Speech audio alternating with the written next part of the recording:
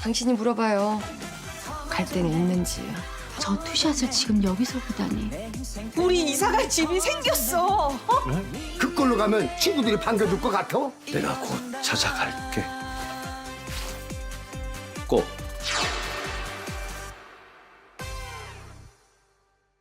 이번 회에서 시청자들의 심장을 덜컥 내려앉게 만든 장면은 경찰서에서 마주한 무철과 규태의 만남이었습니다. 20세의 기억에 머물러 있는 무철은 규태를 고등학교 친구로만 인식했지만 한무철입니다 라는 이름 석자에 규태는 숨이 멎을 듯한 공포에 휩싸입니다. 동시에 미자는 대식이 집을 경매로 샀다는 사실을 황금옥에게 듣고 충격에 휩싸이며 해숙에게 분노를 폭발시켰는데요. 이 집에서 나갈 거야. 라는 외침은 그동안 쌓인 감정이 터져나온 상징적인 장면이었습니다.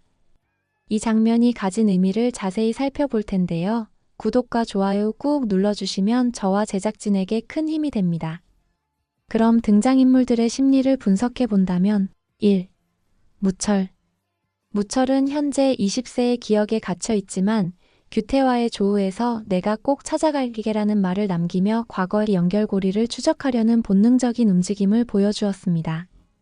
무철의 표정에서 읽히는 것은 혼란과 함께 낯익은 무언가를 잡아내려는 집중력이며 규태와 대면한 순간 그 깊은 기억의 강이 출렁였음을 암시합니다.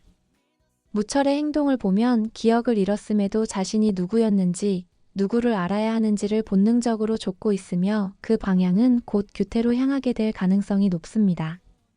무철과 규태의 관계는 현재 인식과 과거 기억 사이의 틈에서 위태롭게 흔들리고 있으며 무철이 기억의 퍼즐을 맞추는 순간 규태의 모든 거짓은 드러날 수밖에 없습니다. 2. 규태. 규태는 무철과의 마주침에서 일시적인 안도를 느꼈지만 동시에 공포와 불안이 밀려오는 이중적인 심리 상태에 휩싸였습니다. 규태의 표정에서 읽히는 것은 당황을 감춘 위선적인 미소와 자신의 죄가 다시 돌아올까 두려워하는 불안감입니다.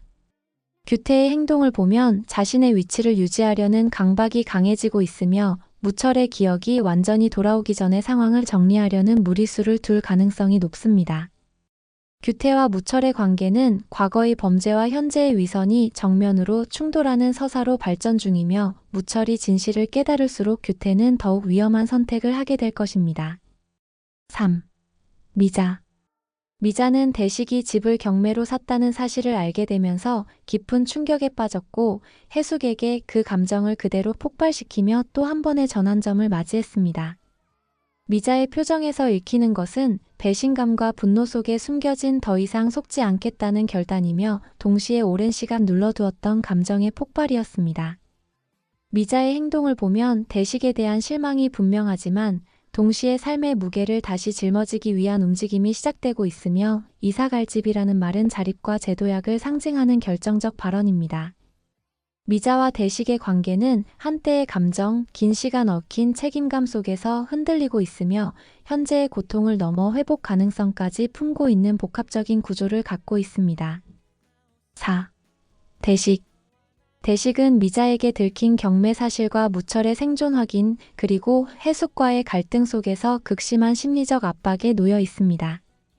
대식의 표정에서 읽히는 것은 도망치고 싶은 내면의 불안과 무너져가는 신뢰 속에 머물러야 하는 무기력함입니다.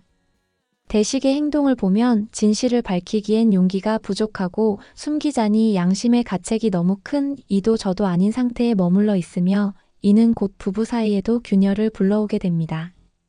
대식과 미자의 관계는 가족이자 타인이라는 이중 구조 속에서 맴돌고 있으며 무철의 생존이 본격적으로 드러나는 순간 이 관계는 새로운 정의를 맞이할 것입니다.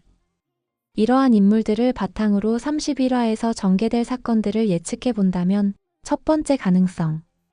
어딘가 익숙한 얼굴로 인식한 상태이며 이 느낌을 붙잡고 고등학교 친구들을 찾아가겠다는 계획을 세우고 있습니다.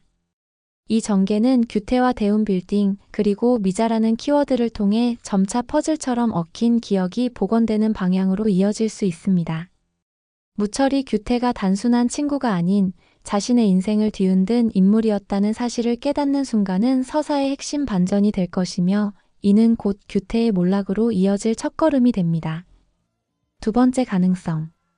규태의 조급함 극단적 시도. 규태는 무철이 기억을 되찾기 전 먼저 손을 써야 한다는 조급함에 사로잡히게 됩니다. 이 흐름은 규태가 무철에게 접근해 회유하거나 다른 인물을 통해 상황을 통제하려는 시도를 낳게 됩니다. 이 전개는 규태가 민용이나 황금옥 혹은 대식을 회유해 무철의 동선을 파악하고 움직이는 시도로 이어질 수 있으며 도리어 그 과정에서 더 많은 의심과 증거가 쌓이게 됩니다. 결국 규태의 행동은 자신을 방어하려는 것이 아니라 무덤을 파는 행위가 되고 이 무리수가 규태라는 인물의 진짜 민낯을 드러내는 계기가 될 수 있습니다. 세 번째 가능성. 미자의 현실 복귀 대식과의 감정 재정립.